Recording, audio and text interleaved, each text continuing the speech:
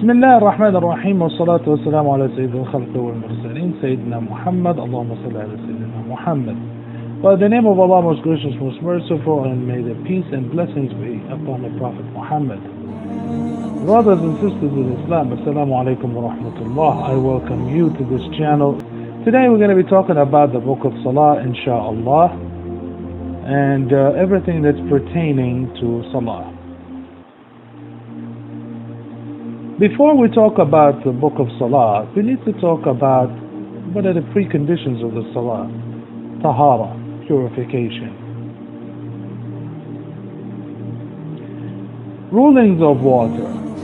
You may ask yourself, why do I need to know about the rulings of water? Ritual purity is a condition for the validity of the prayer. Thus, every Muslim is enjoined to know how to achieve it and to learn about the types of water that can be used for such a purpose. Allah subhanahu wa ta'ala says, "And we sent down purifying water from the sky." Rulings pertaining to water. Water was created pure and purifying. It purifies from ritual impurities, al-hadath, and physical impurities, al-najasat. Note: ritual purification cannot be attained from any liquid other than it. If you cannot find water, then tayammum is the other option. Now you would say, what is ritual impurity? What is tayammum? We'll get to that later, inshallah. Orange juices, tomato juices, or any kind of juices, they are pure to drink, even to spill on your clothes, but they are not purifying. You cannot use it for purity. Now you might ask, what do you mean by ritual impurities, as we said, and hadath and physical impurities and najasat? Ritual impurities and hadath, they are the nullifiers of wudu and whatever makes ghusl, ritual bath, required. Physical impurities and najasat, they are the nullifiers of the salah, sometimes wudu. For najasat, according to the majority of scholars, only water removes physical filth, najasa, of the body and garments. However, some other scholars indicated that if the filth was effectively removed by anything, it is sufficient. You may find this information pertaining to modern applications when confronted by the issue of dry cleaning. For according to these two scholars, it is sufficient as long as it's effectively removing the filth. No smell, no color, no taste. The same applies to removing the filth with stain removers and other chemical substances. The opinion of Abu Hanifa and Ibn Taymiyyah is strong.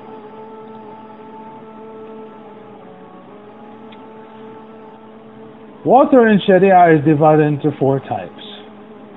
Mutlaq, plain, that's what mutlaq is. Plain water, including the seas, rivers, rain, snow, large lakes, and wells. And there's the used water.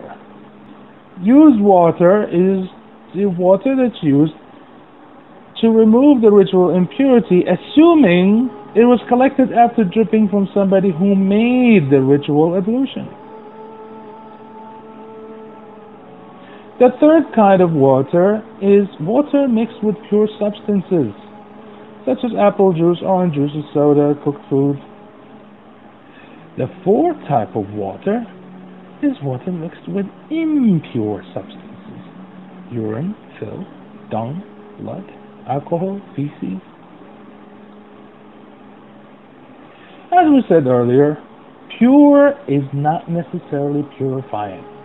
For tea and ink, they are pure, but by consensus, you cannot use them to perform ritual purity.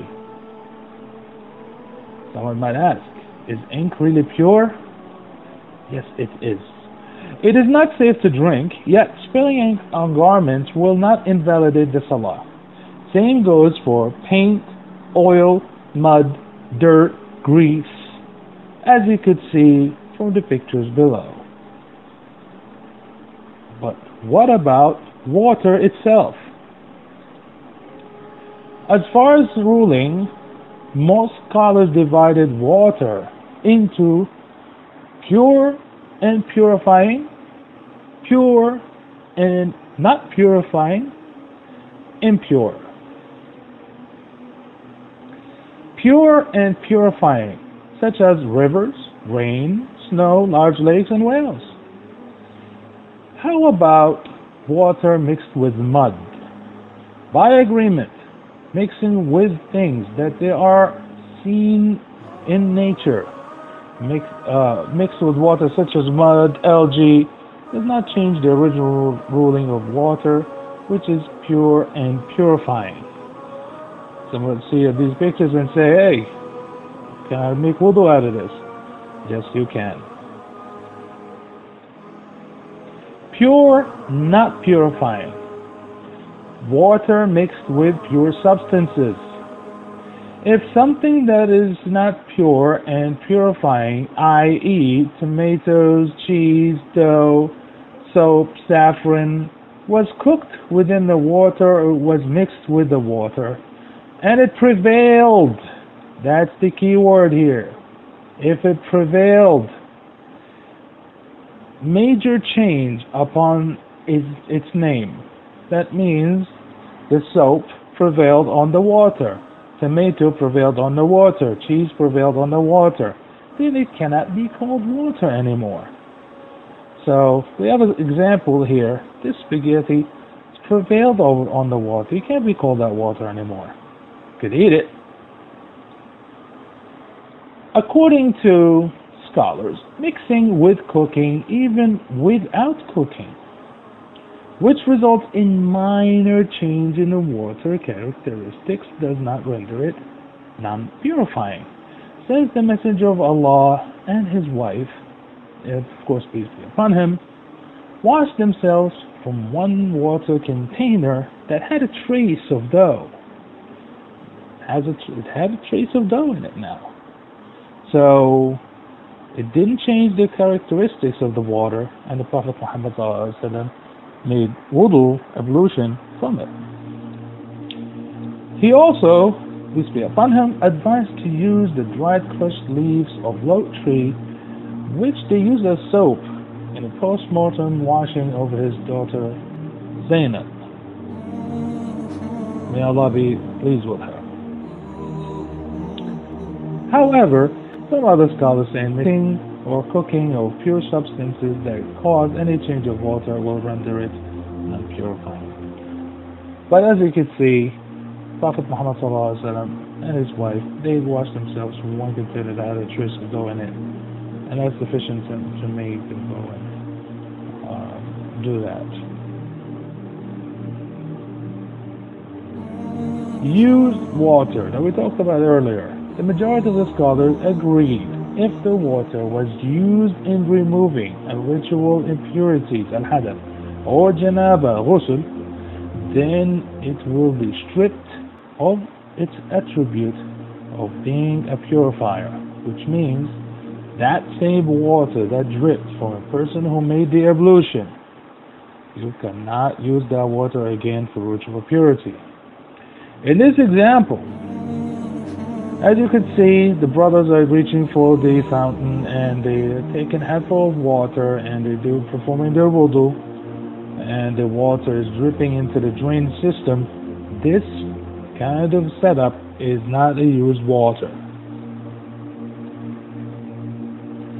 There's the third type, water that is pure and purifying, but whose usage is disliked, makruh.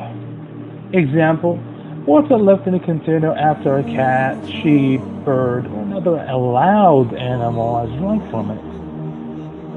I mean, if you see a bucket that a cat did not lick it, or the horse or sheep did not drink from it, I would use that bucket instead of the record that they drank from it. And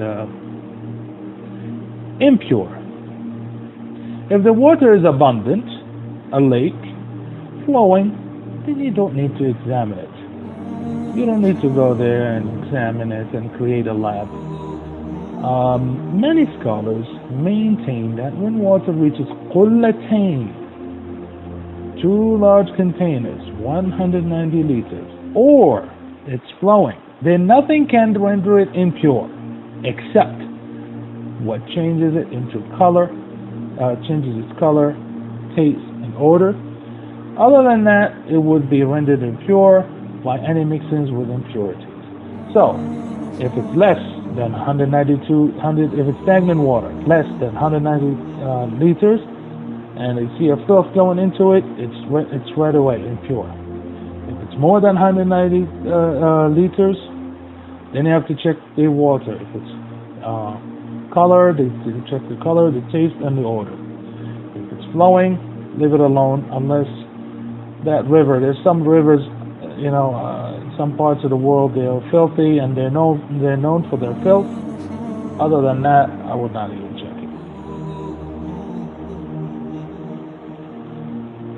In the next video, inshallah, we will continue the rules of water and the uncertainty. Jazakallah khairan for watching. If you have any concerns or questions, please leave a comment or send me an email. Jazakallah khairan.